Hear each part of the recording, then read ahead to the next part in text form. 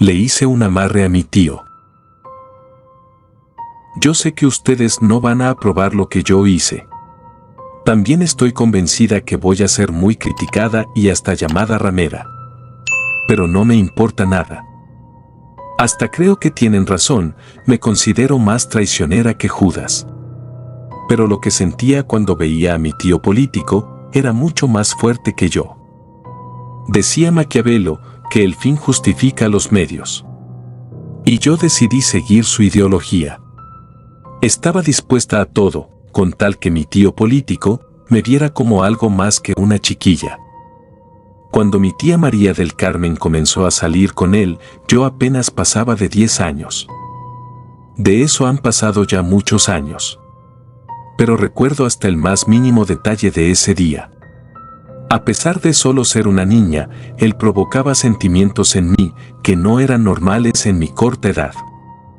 Me gustaba verlo con aquellas camisas ajustadas que marcaban sus músculos bien definidos y sus brazos que parecía que los había tallado un escultor experimentado. La familia se reunió ese día para celebrar el cumpleaños de mi abuela. Era la primera vez que nos visitaba.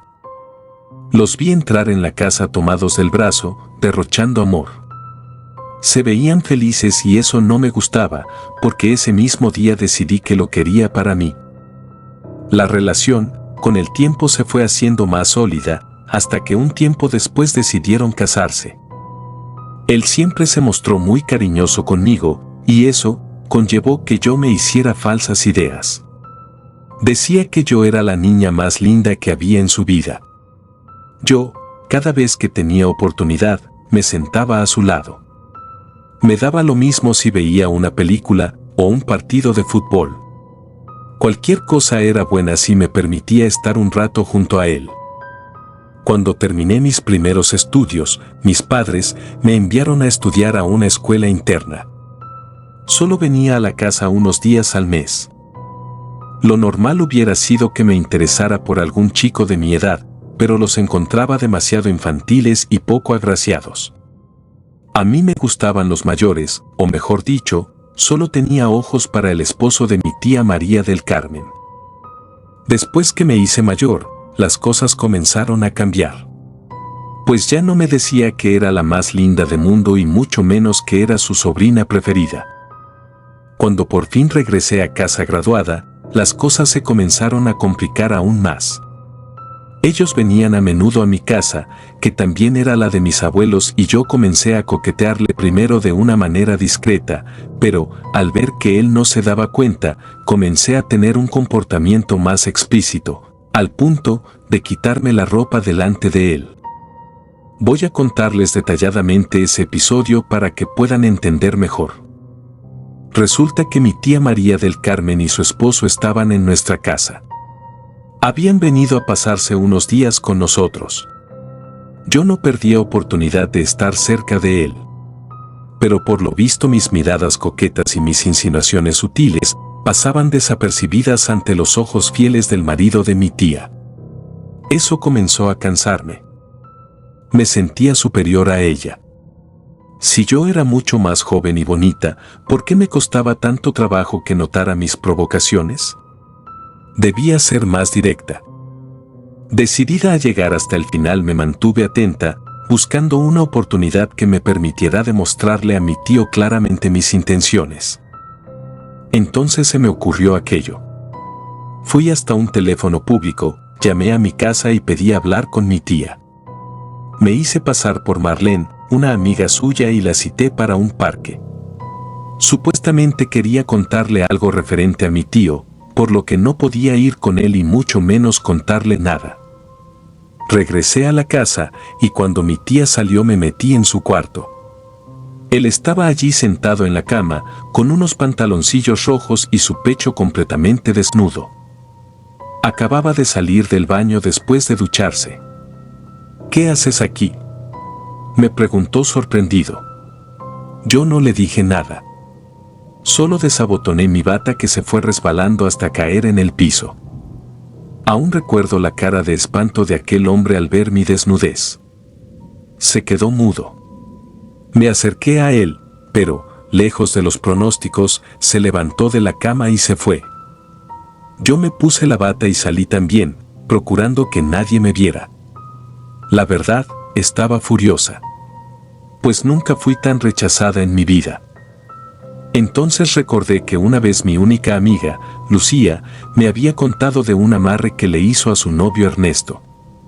Ese amarre fue muy efectivo porque la relación de ellos pasó de ser un pasatiempo sin importancia a una relación muy estable. Fui hasta su casa y le pedí que me llevara con aquella bruja. Era muy efectiva porque se hablaba de que estaba pactada con el oscuro. Yo estaba dispuesta a todo por lograr tener a aquel hombre para mí sola, así que no me importaba que el precio fuera alto. Aunque tuviera que desaparecer a mi tía María del Carmen del mundo de los vivos, su esposo sería para mí. Al llegar al lugar donde vivía, comencé a dudar de su poder. Su hogar era una choza muy humilde, ubicada en un lugar apartado.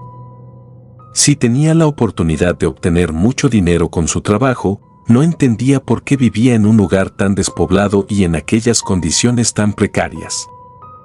Una voz, venida de mi interior, interrumpió mis pensamientos. Con acento tenebroso dijo aquellas palabras: pasen que las estábamos esperando. Estaba impresionada. ¿Cómo era posible que supiera de nuestra llegada si nunca antes habíamos hablado con ella? Al final de la choza estaba la anciana y de solo verla me dio escalofrío. Tenía la piel muy arrugada y curtida por los años. El cabello recogido en una cola de caballo era totalmente blanco y también estaba la joroba que tenía en la espalda y aquellos ojos misteriosos que de tan solo mirarte te hacía retroceder.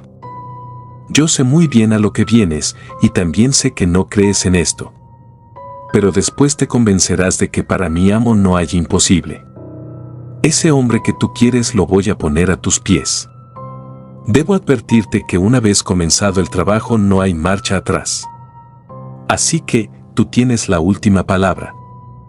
También debo decirte que deberás pagar un precio muy alto. Le dije que el dinero no era ningún problema, que le pagaría todo el que me pidiera, con tal de lograr mi objetivo de quedarme con el marido de mi tía. Ella comenzó a reír a carcajadas con aquella risa tan fuerte. Luego, me dijo que sus servicios no se pagaban con dinero, sino con mi alma. No puedo explicarles el pavor que sentí con aquellas palabras. Es cierto que estaba dispuesta a toda con tal de cumplir mis objetivos. Pero eso de perder mi alma no estaba incluido. Así que como en un instinto de preservación comencé a caminar hacia la puerta de salida. Sentía mucho miedo. De camino a la salida comencé a sentir aquellos silbidos y lamentos cerca de mis oídos. También aquella voz dentro de mí que me decía: sé que vas a volver, aquí te estaré esperando. Mi amiga salió detrás de mí. Ya en el camino me preguntó si yo no sabía a lo que iba. Le dije que sí, pero que el precio era demasiado alto. Pues entregar mi alma era demasiado. Entonces me dijo algo que me hizo pensar. Para recibir algo que queremos, a veces tenemos que dar algo que también queremos. Ahora me quedaba averiguar qué era más importante para mí, tener a mi tío solo para mí o conservar mi alma. Llamé a mi casa y le dije a mis padres que me quedaría a dormir en la casa de mi amiga. Ellos estuvieron de acuerdo. Pero cuando comenzó a hacerse más tarde me cayó aquella nostalgia y la depresión me dominó, a tal punto que le dije al padre de mi amiga que me llevara de regreso a casa.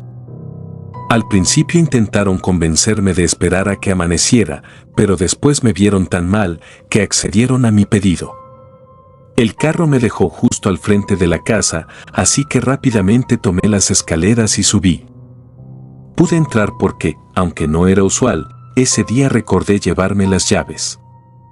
Quizás hubiera sido más coherente ir directamente a mi cuarto, puesto que ya todos dormían. Pero no lo hice, aproveché la soledad de aquellos pasillos y con pasos suaves me dirigí hasta el cuarto que estaba ocupando mi tía María del Carmen y su esposo. No me pregunten qué perseguía haciendo aquello, porque realmente no lo sé. Hubiera entrado sí, al empujar la puerta de la habitación, no hubiera escuchado aquellos quejidos de placer que salían de su interior. Estaban teniendo intimidad. Los celos se hicieron presente y nublaron mi pensamiento, a tal punto que la ira me dominó por completo. No es que en mi cerebro enfermo estuviera la idea de que no lo hicieran, lógicamente eran esposos. Pero eso de escucharlos fue demasiado fuerte para mi cerebro obsesionado. Aunque mi primer instinto fue el de entrar y poner la habitación patas arriba, al final logré controlarme. Ardía en deseos de asesinar a mi tía, apretándole el cuello con mis propias manos. Tenía que andarme con sangre fría, calcular todo detalladamente y, con mucho tacto, planificar lo que iba a hacer a partir de ese momento. Me había quedado claro que mi amor obsesivo por mi tío no era correspondido. Para mi disgusto, él amaba a su esposa y yo no podía cambiar eso, al menos jugando limpio. Esa noche prácticamente no dormí. La cama me molestaba y las sábanas me daban calor. Pensaba en cómo arrebatarle a aquel hombre a mi tía. Y volví a escuchar aquella voz en mi cabeza que me decía: recuerda que yo puedo darte lo que quieras, solo tienes que convertirte en mi sierva. Entonces vino otra vez la imagen de aquella anciana bruja que había visitado, junto con mi amiga el día anterior. ¿Tendría ella suficiente poder para desaparecer a mi tía y hacer que su esposo fuera mío? El hacerme esa pregunta me hizo estremecerme. Yo realmente no moría de amor por mi tía, pero eso de querer desaparecerla era otro nivel. ¿Estaría dispuesta a asumir la responsabilidad por su muerte con tal de lograr mis objetivos? Yo creo que sí, que valdría la pena. Era como las 10 de la mañana cuando me levanté. Me sentía muy cansada y soñolienta. Caminé por el pasillo buscando la escalera para pasarme por la cocina y prepararme algo para desayunar. No pude evitar detenerme al cruzar frente a la puerta. ¿Estarían adentro? Estiré mi mano y la abrí, mientras pensaba en qué decir si alguien me sorprendía. Al ver que en la habitación no había nadie, entré. Sabía que no encontraría otra oportunidad como aquella. Debía recoger todo lo que necesitaba para el trabajo de brujería. Sé que no se los había dicho, pero ya estaba decidida a llegar hasta el final sin medir consecuencias. Sobre la almohada encontré unos cabellos que por el color y el tamaño deduje que eran de él. Tomé del baño un trozo de papel higiénico, los envolví y los puse en el bolsillo trasero de mi short. En el cepillo de pelo de ella que estaba en el baño encontré lo que necesitaba. Comencé a buscar y a revolcar la ropa sucia y me encontré ropa interior de los dos. Todo hubiera salido perfecto si mi tía María del Carmen no hubiera empujado la puerta en ese preciso momento. Yo estaba registrando la ropa sucia y, sorprendida, me preguntó qué estaba buscando. ¿Qué haces aquí?, me preguntó. Le conté que iría a llevar la ropa a la lavandería y estaba recogiendo la ropa de la familia. Y como ellos no estaban y yo quería salir temprano, entré para recogerla. No se veía muy convencida con mis argumentos. Y realmente no puedo juzgarla, en su lugar yo tampoco lo estaría. Me dijo que dejara sus pertenencias allí, que ella misma las llevaría, y que por favor no volviera a entrar a su cuarto sin su consentimiento. Entonces salí de la habitación, fingiendo estar ofendida. Por dentro estaba feliz porque, a pesar de la inoportuna interrupción de mi tía, había logrado ocultar un calzón usado de su esposo debajo de mi sudadera y con eso era suficiente para empezar. Fui hasta la cocina y me preparé un desayuno rápido, pues tenía prisa por salir. Llamé a mi amiga y me cité con ella para volver a la casa de la bruja decidida a todo. Ya había pasado el mediodía cuando mi amiga y yo entramos nuevamente la puerta de entrada de la choza de la bruja. La anciana nos recibió y nos dijo que nos estaba esperando porque sus aliados le habían avisado de nuestra visita. Me preguntó que si estaba segura de querer dar ese paso y le dije que sí. Entonces nos mandó a pasar al cuarto donde estaba el altar de su amo, el rey de las tinieblas. La verdad, todo allí era espeluznante. Había un altar muy grande con muchos vasos con un líquido oscuro y maloliente que luego supe que era sangre descompuesta.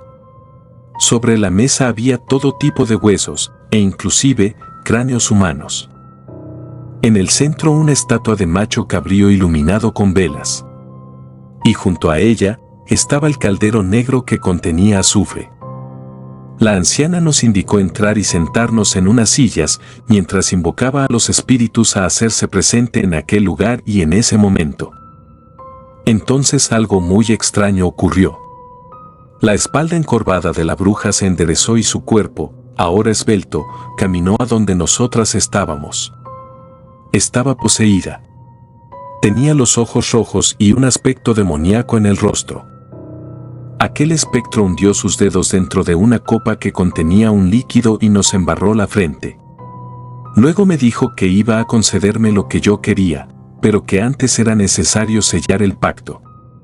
Yo estaba muy asustada y en ese momento comencé a dudar, pero mi amiga me dijo que no pasaba nada, que ella también lo hizo. Sí, estoy dispuesta a pactar contigo con tal que me des al marido de mi tía solo para mí. Le dije con la cabeza baja, porque no era capaz ni siquiera de mirarlo directamente a los ojos. Él me dijo que, si era consciente de que si seguía adelante, sería necesario sacar a mi tía del mundo de los vivos.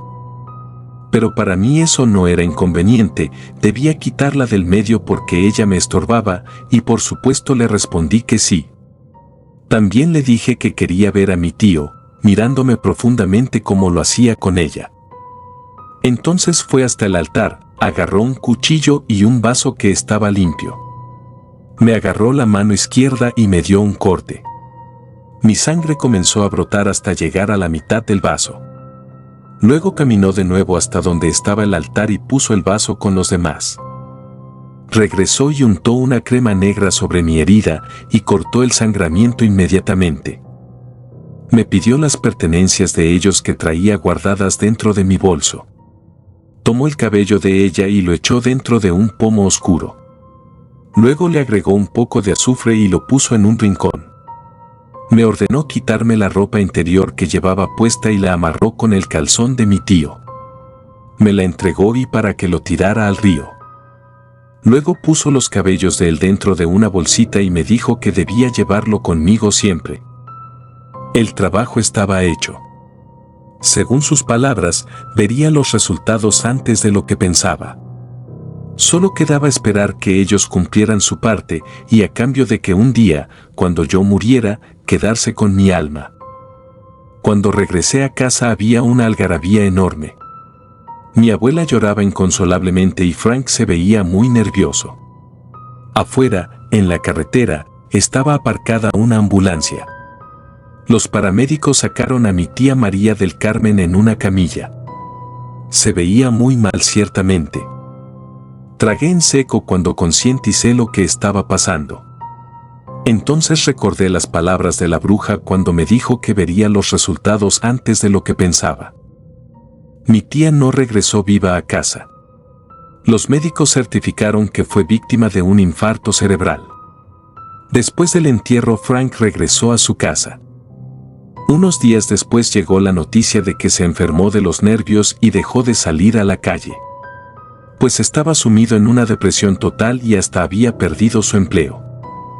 Mi abuela, que lo quería mucho, dijo que se mudaría con él para poder cuidarlo, porque lo consideraba como si fuera su hijo.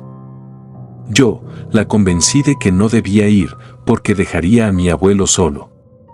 Y por supuesto, me ofrecí, como buena samaritana, a ocupar su lugar e ir a cuidar al tío hasta que se recuperara de su pérdida. Era la oportunidad que estaba esperando. Inmediatamente guardé mis pertenencias dentro de una maleta y emprendí el viaje hasta el pueblo donde estaba ubicada la casa de mi tío Frank. El taxi me dejó justo al frente de la puerta de entrada. Después de pagarle al taxista caminé directo hacia ella con la intención de tocar el timbre. Fueron necesarios muchos intentos para que por fin mi tío abriera la puerta.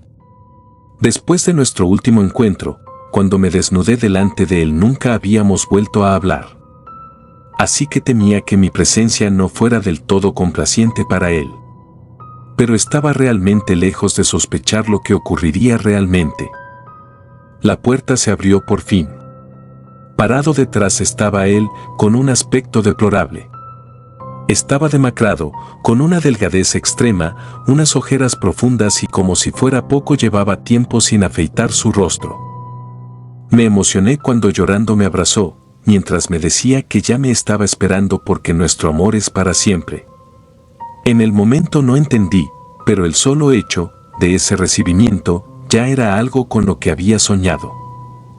Las cosas estaban saliendo mejor de lo que esperaba. Esa noche por primera vez tuvimos la intimidad que siempre había soñado, y fue exactamente como había soñado. Era un amante ardiente, de esos que te suben y luego te dejan caer. Después de esa noche mi tío comenzó a sonreír de nuevo, se alimentaba bien y comenzó a preocuparse nuevamente por su apariencia física. Volvió a ser el hombre del que me enamoré, apuesto y carismático. La relación entre nosotros marchaba a todo motor. Era como lo había soñado. Me decía mi amor o mi reina, tal y como llamaba a mi tía María del Carmen cuando aún vivía. Había pasado unas 2 semanas cuando comencé a entender motivo real de aquel comportamiento. Fui a visitar a su psicóloga porque, aunque él se veía bastante bien emocionalmente, sí era necesario que siguiera el tratamiento de su especialista. Cuando me entrevisté con ella le dije que lo veía bastante bien y que ya no creía que fuera necesario seguir tratándolo con ella. Me dijo que estaba equivocada. Me preguntó si alguna vez él se me había insinuado y obviamente le dije que no. Fue entonces que me detonó aquella bomba en las manos. Me dijo que él no era capaz de discernir entre fantasía y realidad. Que cuando me mira a mí, realmente a la que ve es a mi tía. Regresé a la casa esperando comprobar lo que me dijo la psicóloga. Cuando entré, él acababa de salir del cuarto y veía la tele. Me acerqué y sin rodeos le pregunté: «Dime, Frank, ¿quién soy yo?». Él me miró extrañado. No entendía el porqué de la pregunta. Y así me lo hizo saber. Categóricamente me dijo que yo era María del Carmen, el único y gran amor de su vida. Sentí un vapor que salía de mis pies y subía hasta mi cerebro.